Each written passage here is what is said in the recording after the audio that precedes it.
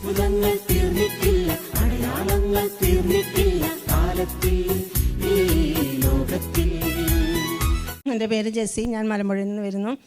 എനിക്ക് കുറച്ച് 2-3 ദിവസമായിട്ട് വയറുവേദന ഉണ്ടായിരുന്നു. അപ്പോൾ വയറുവേദന ഉണ്ടായപ്പോൾ ഞാൻ ആദ്യം അങ്ങനെ വെഞ്ചരിച്ച വെള്ളം കുടിച്ചു. അതിനുശേഷം പിന്നെയും വേദന മാറാതെ വന്നപ്പോൾ ഞാൻ കുരിശ് വരച്ചു. അവിടെ അച്ഛൻ പറയാറുണ്ടല്ലോ, അപ്പോൾ അതുപോലെ തന്നെ 33 പ്രാവശ്യം കുരിശ് വരച്ച് പ്രാർത്ഥിച്ചു.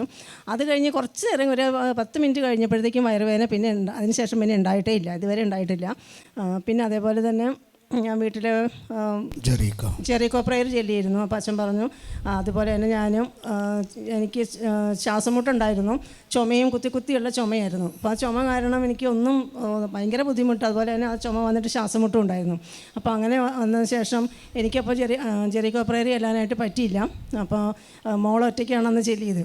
2-3 ദിവസം ചൊല്ലി കഴിഞ്ഞിട്ട് പിന്നെ ഞാനും പോയി. അത് കഴിഞ്ഞിട്ട് വീണ്ടും അവളാ ചൊല്ലിയിട്ട് പിറ്റേ ദിവസം തന്നെ എനിക്ക് അല്ലെങ്കിൽ എനിക്ക് രാത്രി ഉറങ്ങാനൊക്കെ ചുമച്ച് ഭയങ്കര ബുദ്ധിമുട്ടായിരുന്നു.